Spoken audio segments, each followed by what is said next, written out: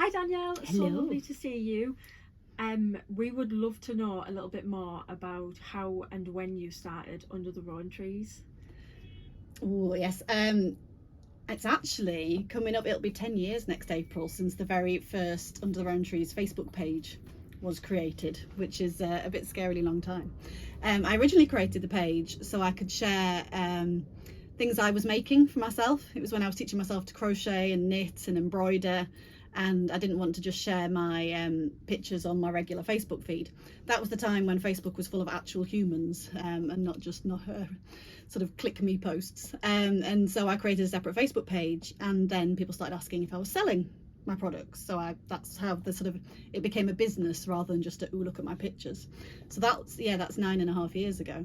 And that sort of evolved into attending some craft fairs and sort of school fairs and sort of little local events, and discovered that people were more interested in buying the materials to create things themselves than they were in buying sort of finished products.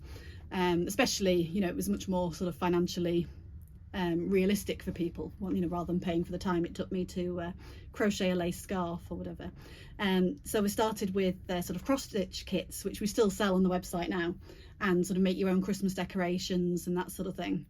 And then that gradually evolved through washi tape. Washi tape was my gateway stationery item, that I discovered there wasn't a huge range in the UK at that point, and certainly not able to be able to buy it in bulk to use for my packaging. So that's when I started importing, and then it was a slippery slope to add more and more products. Add pens, stickers, notebooks, and then attended the first stationery show and discovered all the amazing British brands as well, and British designers that produce their products in other countries, because manufacturing is still not a massive industry in the UK. It's finding everything to the range and the quality that you want. And so it kind of all grew from there, really. When I first started, I was teaching part-time and had a baby, and then he quickly became a toddler, and then when he went into reception, that was the point where I left teaching and decided I want to make Under the Rowan Trees my full-time. Full-time was a very loose term at that point.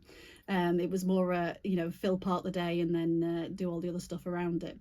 But it grew from there into what it is today, more than full-time business. It could be 24/7 if I let it, but trying to have that boundary, that division. And that was the main reason that I wanted to leave teaching, to get that sort of balance of time with my family, but mainly for myself and my brain and the way that my brain works, and being my own boss and having my own sort of safe space, my workspace. And it can be as chaotic as I like, and I can make things work exactly for me and how I work best, rather than trying to fit into someone else's idea of who I should be and what I should do and how I should do it. Sort of creating a role that's as chaotic as my brain, so I can move from task to task as and when I need to. I can start new projects 10 times a day if I want. Finishing projects has always been a challenge, but I'm getting better at that. If you've seen the picture of my blanket I finished recently, I have finally finished something I started 9 years ago. So I think I have grown and changed as the business has, and evolved and learned so much from starting out with very basic sort of design skills to being able to sort of do a lot of work on the website myself, being able to do some sort of graphic design and bits of photography. But the biggest lesson was learning when to ask for help and whether to reach out to other people and other small businesses. And I've been so lucky in the small business community in the Northeast to meet so many amazing people who can sort of directly work with me and support me, or just inspire me by following what they're doing. And I think having that support from other people in a similar position is what makes sort of working, being on your own in your own business can be quite lonely, but having those people to work with and reach out to, even if you're not physically with them, being part of that community has been a really important thing for me. But having that balance that, I can shut the door and be on my own and have some quiet, focused time, rather than being tempted to chat in the corridor. It's a good job we don't have a water cooler, because I'd be there lurking, chatting all the time. But yeah, I think, Under the Rowan Trees is very much a representation of me and the inside of my head. It's colourful, it's busy, constantly changing, constantly new things. Ooh, there's a shiny thing. And that's very much how my choosing products and choosing stock works. I see things that I love and think, well, you're going to love it too, because I do. And then also attracting customers with similar tastes, similar interests, and being able to sort of share that story and that journey with some of you who've been there right from the very, very beginning, which is just fantastic. Yeah, and just knowing what you want to know. So, you know, if you have questions and things you're interested in, you know, I love it when people reach out and ask me and talk to me. If there's anything I can tell you about or answer, please do ask. So do you find much time in your business to be creative?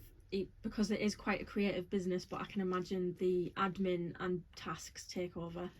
Can be, but it's being creative in the way that you do those. So sometimes, you know, it may be that I'm creating a new spreadsheet, but I get to be a bit creative in, not necessarily in, you know, colour coordinating or whatever, but thinking about different ways of doing things and adapting things to work for me. And, you know, I find sometimes starting something new like that is what's really exciting and keeps me going.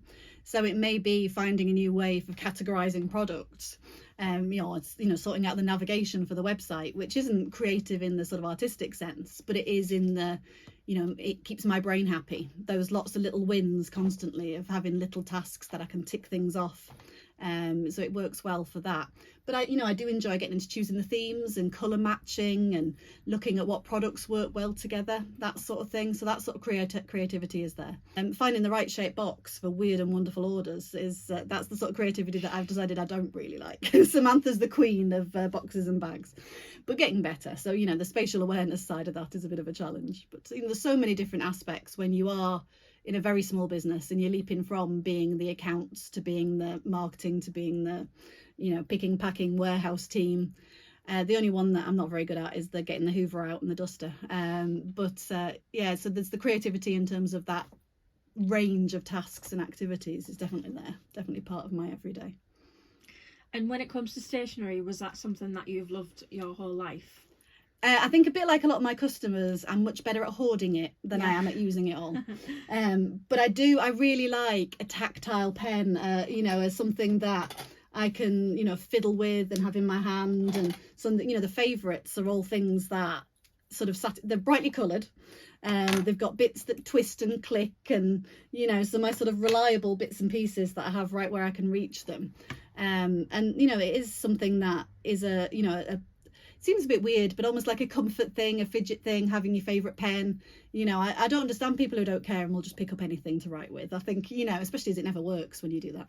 And, you know, stickers and things were such a big part of my childhood. And playing swaps in the playground for rubbers and sharpeners and, you know, having a pencil case bulging full of stuff that I didn't really need. But because it isn't a massive expense, I'd much rather have a huge collection of, you know, coloured rubbers than designer handbags. You know, it's an affordable little luxury that makes you smile.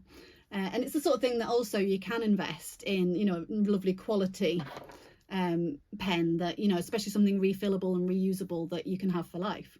So I think that range and that balance within the product range of stationery, whether it be postcards, stickers, writing paper, you know, there's such a broad range of items within that sort of stationery category, especially when you include art supplies and scrapbooking and, you know, crafting materials. That's the slippery slope. I think I've got stashes of craft items for every, you know, almost every imaginable craft project hidden around the house. Hidden in that's tidied away, technical term. So yes, that's always been something there since I was very little. And why are you supporting Just a Card and Indie Week? The message is so important. You know, there are days where I wonder why on earth am I doing it. You know, I don't always earn enough to pay my staff, never mind myself. And that's really difficult when you get to the stage in a business where you employ someone else. You've got to make sure and they come first, and then the VAT man comes second, and, you know, and then you end up very far down the line. And although I'm sat behind my computer and not sat behind a counter in a shop, it's still that message of, you know, just one pencil, you know, it could be enough to make the difference between, you know, being able to pay for my son's school trip or, you know, now household bills. And, you know, it's not about extra luxuries as such, it's about, you know, that is our income. And people sometimes forget when they're saying, oh, that's really expensive or whatever, that, you know, it's those products and those purchases and that support that help our business keep going.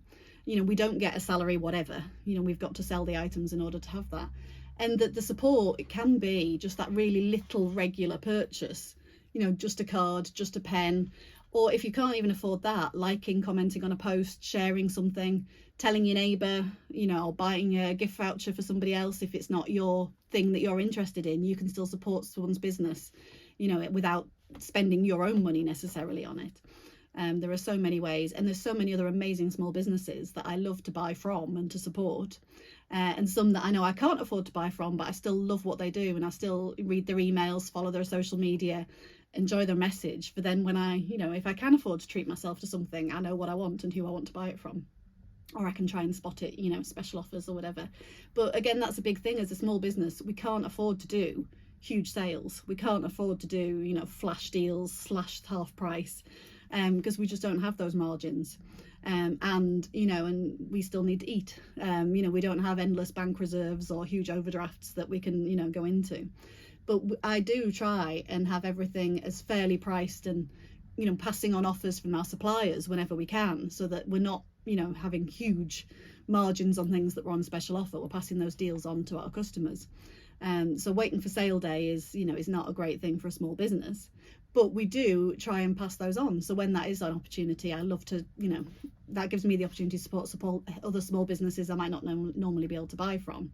And I'd like to be able to offer that the same to other people, that, you know, when I can pass on a good price on something, I'd love to be able to do that for them. And last question, someone was taking part in a Secret Santa and they had a random person to buy for. They weren't really sure what that person liked, but they know that they liked stationery. What would you recommend that they buy? Oh, they're sort of a must-have. What sort of budget? What's their Secret Santa budget? So let's say £20. Oh, that's a very good, generous Secret Santa budget. I think if you know that somebody likes stationery, a safe guess, you know, go for that sort of budget would be a really good quality notebook, because it's something everybody uses. You know, if you know that they're a fountain pen user, or, you know, it becomes a little bit more tricky in terms of choosing pens, but a beautiful quality notebook will work for everybody. Or I would go with some sort of interesting accessories, like we've got the sort of the I'll show you one.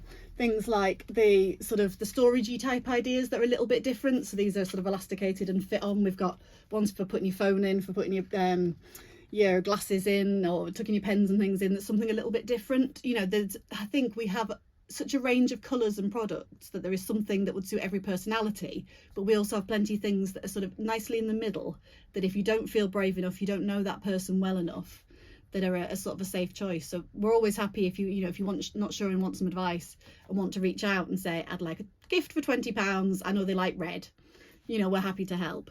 Although we do sell lots of very colourful and very girly and very bright things, we do have things that are a bit more muted and a bit more sensible, for those people who feel more comfortable with that as well. But yeah, if you told me £20, I would probably go for a Yop and Tom notebook at the moment, and if possible a matching pen if you can stretch to it, and maybe a few stickers just to get them going with those as well.